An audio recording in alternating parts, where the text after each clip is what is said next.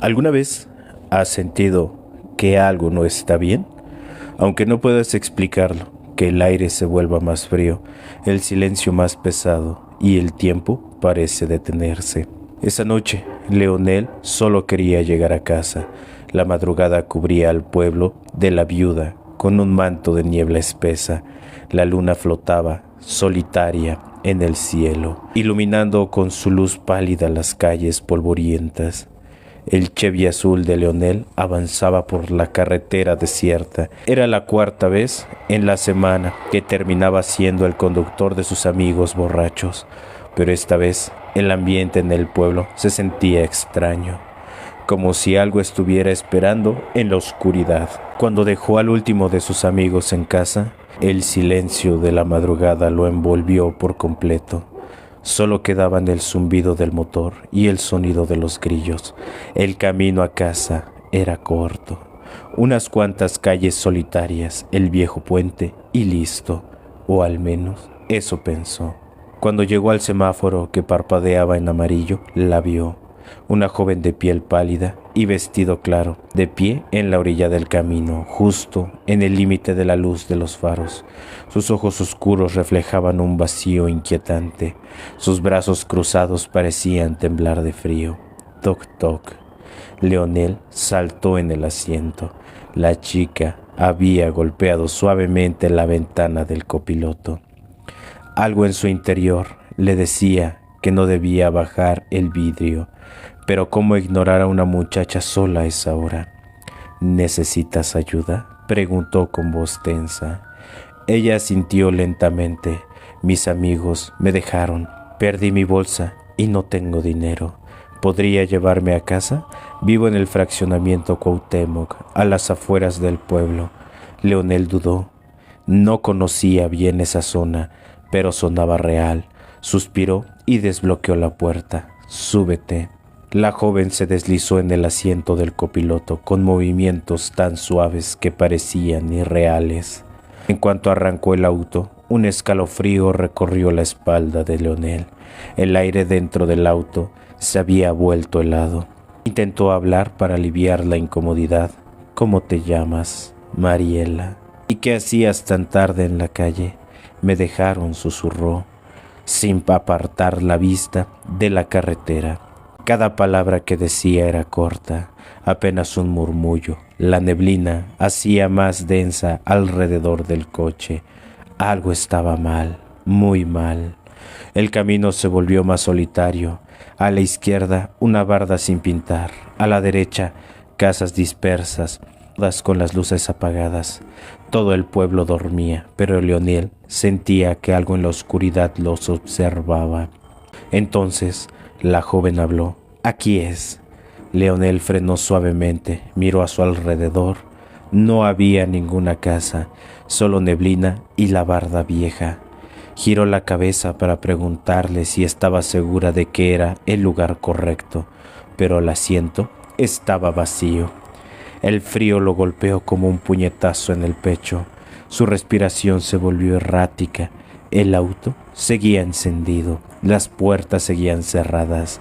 Era imposible que ella hubiera salido sin que él lo notara. El miedo le hizo apretar las manos en el volante. Algo dentro de él gritaba que se fuera, que pisara el acelerador y no mirara atrás. Pero por instinto giró la cabeza hacia la barda. La neblina se disipó apenas un poco, lo suficiente para revelar una gran entrada de hierro envejecido. Sus faros iluminaron las letras en la oxidada placa. Panteón Municipal de la Viuda. El estómago de Leonel cayó en un abismo de horror. Su cuerpo entero temblaba. Con manos sudorosas intentó arrancar el coche, pero antes de hacerlo, su mirada se volvió al asiento del copiloto, donde segundos antes estaba la joven. Ahora solo había un pequeño pañuelo blanco de encaje en los bordes, ligeramente manchado de tierra. Dime, ¿qué hubieras hecho tú en su lugar? Como todas las noches, me disponía a llevar a mis últimos clientes a su hogar, justo a las 3 a.m. Yo era el taxista que desafiaba la negrura de la madrugada, pero esa vez Algo se sentía diferente. Un escalofrío recorrió mi espalda cuando vi a un hombre discutiendo con otro taxista. Algo no encajaba, pero no podía detenerme a investigar. Tenía que llevar a mis últimos pasajeros del día a su destino. El trayecto era largo y solitario, y conforme avanzaba la tensión aumentaba. Una pandilla de hombres borrachos cruzaba la calle. Eran muchos y su presencia no auguraba nada bueno. Con un suspiro de alivio, dejé a mis pasajeros en su destino y me dirigí de vuelta a casa. Sin embargo, mi camino se cruzó nuevamente con el extraño sujeto de la discusión. Solo y desorientado, me pidió desesperadamente que lo llevara a un lugar lejano. Era un joven, como de 20 años. Mi instinto me decía que no debía hacerlo, pero su súplica desesperada me hizo dudar. No, señor, es demasiado tarde para ir hasta allá. Sería peligroso para ambos. Traté de convencerlo, pero él no dejaba de insistir. Y bueno, en realidad no podía arriesgarme. Existen muchos peligros para nosotros como taxistas. La noche parecía teñida por un aura siniestra y mi corazón latía con fuerza mientras conducía. En un instante, una figura apareció en la oscuridad, una mujer llorando al borde de la carretera. Mi cuerpo se tensó, pero me contuve de detenerme. No podía involucrarme en asuntos misteriosos y macabros. Sin embargo, cuando pasé junto a ella, algo inesperado ocurrió. Mi automóvil se detuvo abruptamente, como si una fuerza sobrenatural lo controlara. Al mirar por la ventana, la mujer me observaba fijamente. Su apariencia era sobrenatural, con una tez amarillenta y ojeras profundas. Era evidente que no pertenecía a este mundo. Con voz temblorosa, sus palabras resonaron en mi mente. Llévate a mi hijo, me lo van a matar. El terror se apoderó de mí mientras intentaba arrancar el vehículo, pero parecía imposible. Mis manos y pies estaban rígidos, mi cuerpo paralizado por el miedo. Claramente era una difunta, un fantasma o como quieran llamarle. Yo me volteé hacia el frente y desesperado intenté prender mi carro mientras que ella me repetía: llévatelo, no lo dejes ahí, me lo van a matar. De alguna manera encontré la valentía para poner el coche en reversa y milagrosamente el motor volvió a rugir a la vida. Sin pensarlo, aceleré rápidamente y recogí al joven que había rechazado anteriormente. La pandilla de borrachos venía hacia nosotros y el horror que vivía era tan real como los latidos de mi corazón. Afortunadamente, no pudieron alcanzarnos. Cuando miré en el espejo retrovisor, la aparición de la mujer estaba en el asiento trasero sonriendo. La realidad se desdibujaba ante mis ojos y mi mente se sumía en un caos aterrador. ¿Cómo podía ser esto real? ¿Cómo podía estar compartiendo mi coche con un espectro? Finalmente, llegamos a un lugar seguro. Entonces pude respirar más tranquilo y me detuve. El joven inmediatamente volteó a verme y me dijo: por favor, no me deje aquí. No sé cómo devolverme. Me vine con unos amigos a una fiesta, pero pelearon y todos corrimos y yo no conozco aquí. Cóbreme lo que quiera. Entonces me quedé pensando y sabía que no podía arriesgarlo. No pude dejarlo ahí y solo le dije: está bien, y nos fuimos. Pasó un buen rato para que yo pudiera tranquilizarme y hablar. Él me dijo que cuando vio a la pandilla acercarse tenía miedo. Quiso correr, pero sabía que lo alcanzarían.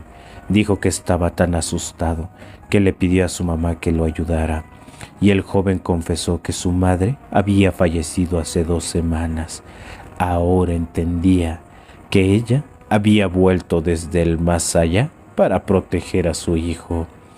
Y le comencé a preguntar que si su mamá tenía tales características, y el joven, sorprendido, me preguntó cómo es que yo sabía cómo era. Le dije: ahorita ella venía contigo y ella me mandó a recogerte. Se puso a llorar con un sentimiento tan triste que me dio mucha lástima y lloré con él. Al dejarlo en su hogar, le rogué que dejara descansar a su madre y que no se aventurara en lugares peligrosos. Me sentí aliviado al despedirme de él, pero una sensación inquietante seguía rodándome. Esa noche me refugié en un oxo, temiendo que el amanecer nunca llegara. Mi corazón aún palpitaba con el eco de la experiencia paranormal que había vivido. Esa mujer había sido más que un simple fantasma, había sido el vínculo entre este mundo y el más allá, y me había elegido como su medio para proteger a su hijo. En el pueblo se cuenta que cuando el viento sopla fuerte entre los mezquites y las ramas crujen como si se quejaran, es porque ella anda cerca. No tiene nombre, o tal vez lo tuvo, pero ya nadie se atreve a decirlo. Solo la llaman la mujer de los mezquites. Dicen que fue hermosa, que sus ojos negros como noche cerrada y risa dulce como agua fresca. Tenía esposo, un hijo pequeño y unos padres viejitos a los que cuidaba. Pero la juventud a veces es débil cuando el deseo sopla como fuego. Una noche de fiesta entre música y copas, apareció un joven forastero, alto, moreno, de dientes blanquísimos y mirada encendida. Nadie sabía de dónde venía, solo que bailaba como si flotara y decía palabras que nadie entendía, pero todos querían oír. Ella se dejó llevar. Primero fue una conversación, luego visitas a escondidas, después lo impensable. Abandonó a su hijo, a sus padres, a su esposo. Se fue tras ese hombre que la había embrujado, pero él no era hombre. Una madrugada lo vio transformarse. Su sombra crecía, sus piernas se retorcían como las de una bestia y sus ojos brillaban más que un fuego seco. El suelo bajo sus pies se agrietaba como quemado desde adentro. Era el diablo. Quiso volver, pero era tarde. El pueblo no quiso más. Su familia había muerto de tristeza, su hijo de fiebre. Ella gritó al cielo, al monte, al viento, pero nadie respondió. Fue entonces que una mujer vestida de negro, nadie sabe si bruja o ángel, se le apareció entre los mezquites y le dijo: no puedes morir hasta que cada rama de estos árboles escuche tu llanto. Desde entonces vaga por entre los mezquites, con el cabello enmarañado, la piel seca, las manos como ramas deformes y los ojos vacíos. Los que la han visto dicen que no camina, flota, que sus brazos se alargan como garras y que si te la encuentras te pregunta por su hijo. Si no respondes, te lleva con ella para seguir buscando juntos. Por eso, cuando cae la noche, el viento cambia. Nadie camina cerca del monte, porque entre los árboles oscuros todavía se escucha su llanto y el crujido de los mezquites que ya no quieren oírla más. Saludos a todos los que están acompañándonos en este pequeño maratón paranormal de historias, mitos y leyendas aquí en Biografía del Misterio. Durante el siglo XVII, cuando México era conocido como la Nueva España, hubo un brote de cólera que asoló a buena parte de la población. La región de Puebla fue una de las más afectadas. Las personas morían a decenas y la enfermedad se reproducía como la peste. Los hospitales no se daban abasto.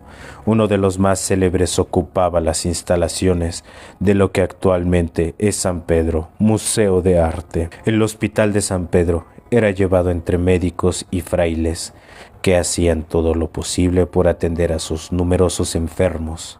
Una noche, Fray Luis, que era uno de los encargados del lugar, recibió una visita de una misteriosa mujer. La pobre iba cubierta con una capa negra y tenía las manos muy pálidas. lo despertó a medianoche, asustándolo con su delgadez espectral. Le ruego que acuda a mi casa, por favor. Mi hijo está muy enfermo, le pidió con voz temblorosa. Tiene fiebre desde ayer y no se puede ni mover de la cama. Rápidamente Fray Luis pidió un doctor que lo acompañara y fueron hasta casa de la desconocida, donde encontraron al pequeño a punto de morir entre horribles calores. De inmediato lo trasladaron al hospital, no sin antes decirle a su madre que podría ir a recogerlo en una semana. Aunque no creían que pudiera salvarse, el chico milagrosamente se curó gracias a los cuidados que le brindaron. Pero pasaron los días y la madre no regresaba por él. Intrigado, Fray Luis volvió a su casa para darle las buenas noticias sobre el estado de salud del niño y preguntarle por qué no había ido a buscarlo. Nada más llegar, sintió un olor nauseabundo que provocó que se cubriera la nariz. Llamó a la puerta, pero nadie contestó. Extrañado, forzó la cerradura y lo que encontró lo llenó de horror. El cuerpo sin vida de la mujer yacía derrumbado en el piso, en pleno estado de descomposición. Llevaba así más de una semana. Fray Luis dio aviso a las autoridades y después ofició una misa para el alma de la difunta, que aún después de la muerte había regresado para velar por su hijo. Desde entonces dicen que su fantasma se aparece en ocasiones por las inmediaciones del hospital.